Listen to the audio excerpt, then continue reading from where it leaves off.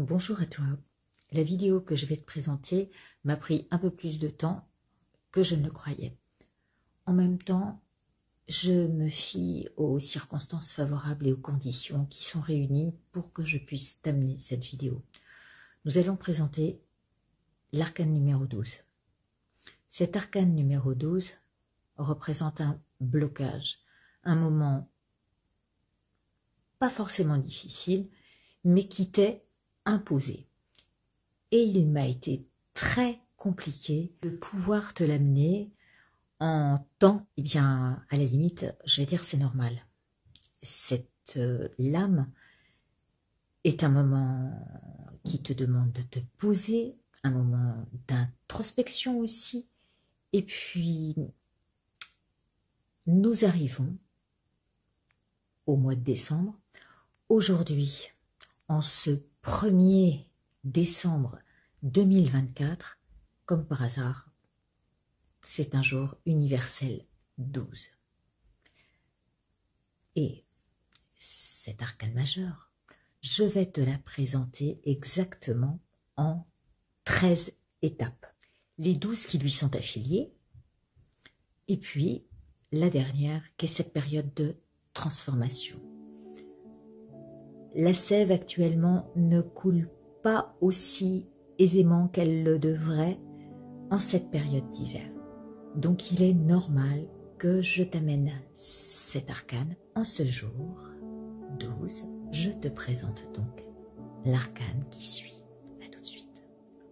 Mon œil ici est grand ouvert sur l'espace du ciel. Bienvenue dans cette vidéo où je vais vous parler de l'arcane numéro 12 qui représente dans le tarot de Marseille le pendu.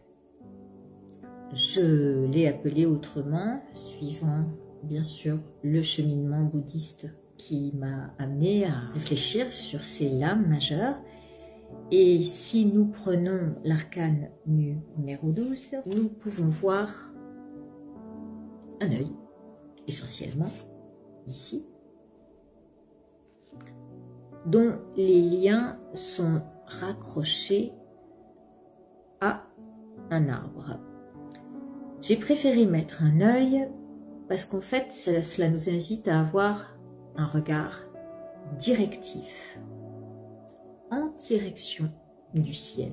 Parce qu'à partir du moment où nous sommes pendus par les pieds à un arbre, lequel est censé être le lien entre la terre et le ciel, le pont, eh bien, on nous invite là à comprendre les liens d'interdépendance que l'on a avec la terre, que sont tous nos attachements matériels, et puis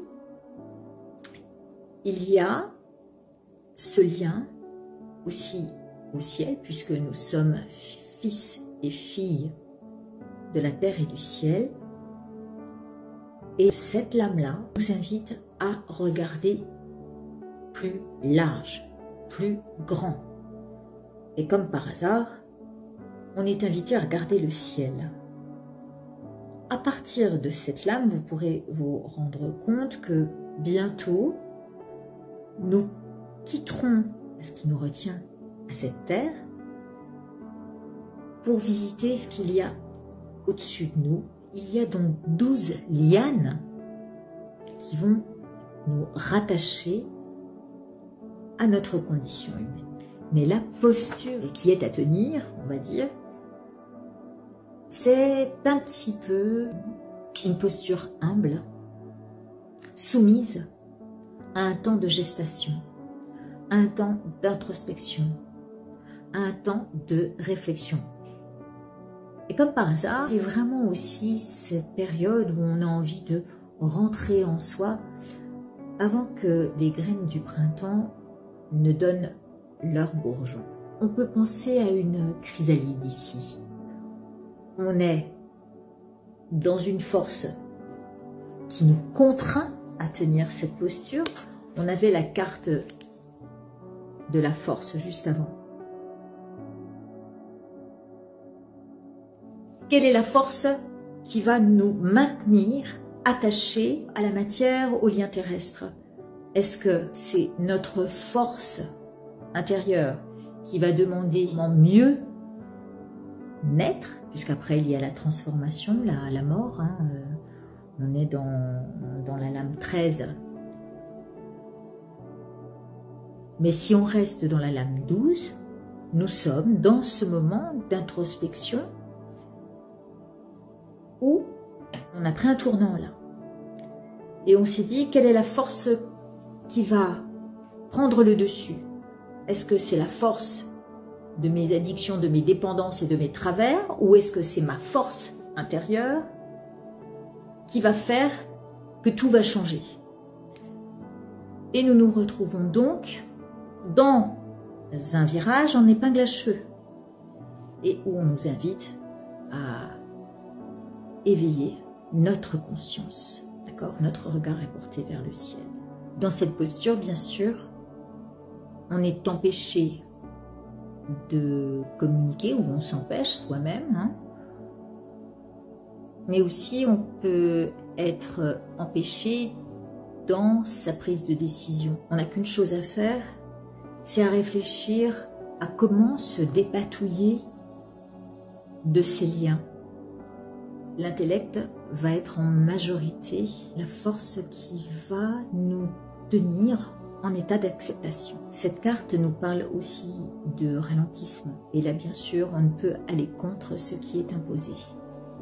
On nous impose aussi la direction à prendre, à savoir le retrait, l'acceptation, l'attente. Maintenant, si cette position nous présente un fœtus, hein, ça pourrait être une position fœtale ou une chrysalide accrochée à un arbre, on pourrait avoir en réflexion de comment et dans quelles conditions j'aimerais renaître. Qu'est-ce que je vais faire pour renaître au mieux dans ma future vie? Vous savez que dans une vie, on a plusieurs épisodes. Eh bien, le prochain épisode, comment, avec ce que je vais apprendre de cette gestation, j'aimerais renaître. Déjà, on peut ouvrir les yeux sur ce qui nous retient attachés à certaines choses matérielles, à certaines dépendances, à certains accrochages. Je vous parle de dépendance, je vous parle d'addiction, je vous parle de tout notre éducation, tous ces liens qui ont fait que je dois me comporter comme ça, il serait bien que je fasse comme ça. Enfin, il y a plein de choses liées à la condition humaine qui nous contraignent. Et ce sont de ces liens dont il va falloir se défaire peu à peu, mais aussi on va explorer les 12 liens interdépendants qui font en fait ici le tour de la roue. Je vous en avais parlé dans la lame numéro 10, où dans ce gouvernail, il est présenté 12 conditions d'interdépendance au fait d'être humain. Donc, qu'est-ce qui me retient? Qu'est-ce qui fait blocage à mes actions? Qu'est-ce qui peut bloquer aussi mon pouvoir de décision? Eh bien là, nous pourrons nous rendre compte, et ça c'est étonnant parce que j'ai eu plein de synchronicités qui sont venues se greffer à ce que je devais vous présenter aujourd'hui. D'abord, les 12 brins d'ADN à réactiver pour se libérer d'anciens schémas. Et puis, il y a aussi Mercure qui rétrograde, qui dit rétrogradation, dit réflexion, retour sur soi-même, ralentissement. Et on va être ralenti non seulement dans notre communication pendant 3 semaines, et par-dessus ça, notre pouvoir de décision aussi va être ralenti parce qu'il y a Mars qui rentre à partir du 6 décembre, donc on sera dans ce mois 12, qui va rétrograder aussi. Donc Mars qui rétrograde va ralentir notre action jusqu'à fin février. C'est étonnant quand même que cela arrive pendant que je vous présente l'arcane 12. En fait, on peut reconnaître que c'est une force extérieure ici qui va nous bloquer, laquelle nous impose cette posture d'attente, d'introspection peut-être, ou de manière de réfléchir pour avancer au mieux avec cette configuration astrologique. Donc, la configuration astrologique s'en mêle aussi dans les liens qui contraignent à la vulnérabilité qui en découle. Ces liens-là. Ce moment qui est imposé vient nous obliger à ouvrir le regard sur les solutions futures. Et qu'est-ce qu'on fait? Eh bien, on explore le ciel astrologique aussi. Mais on a même le temps de se poser la question, à savoir, finalement, comment si je m'engage à revivre une autre vie, si je m'engage à vouloir renaître, comment aimerais-je partir de ce monde?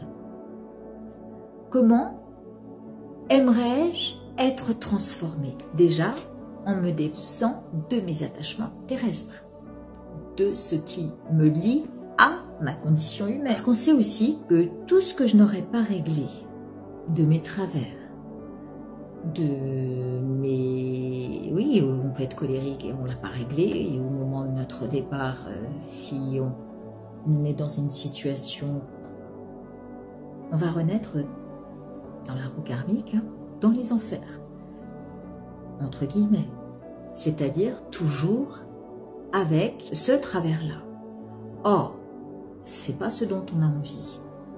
Donc on va tout faire pour se défaire de ces liens karmiques, desquels parfois on a du mal à se détacher. Il y a un film dont j'aime beaucoup parler, c'est Ghost. Je ne sais pas si vous vous souvenez de ce passage. C'est un fantôme hein, qui se retrouve dans le métro et qui est toujours attaché à sa cigarette. Et parce qu'il est attaché à ce lien terrestre, à ce travers, eh bien, il n'arrive pas à passer au-dessus, à dépasser le bas astral. Il reste dans les bas-fonds, hein, dans les souterrains. Et je trouve que c'est très significatif de la condition dans laquelle il est parti de ce monde. Il était encore attaché à sa cigarette. Et c'est de cela dont on veut parler, en fait. C'est pour ça que ce temps d'intériorisation est indispensable. Indispensable à nous en référer aux différents liens d'attachement qui entravent notre évolution. Alors, grâce à ça, je vais pouvoir explorer ce que le ciel m'offre comme conditions favorables, et tout ce que j'ai en tête est une graine en gestation. L'éclosion future va naître avec la force qui l'anime. Notre âme est rattachée à cette expérience terrestre. Et donc, ici, nous sommes en lien avec la Terre, mais aussi par la réflexion au ciel. Ces forces sont à la fois opposées et complémentaires. Elles nous amènent à deux compréhensions, que sont pour la Terre l'interdépendance et pour le ciel l'impermanence. Deux concepts essentiels à comprendre et que nous reverrons dans le prochain épisode. Je vous remercie de votre écoute, je vous dis à très vite.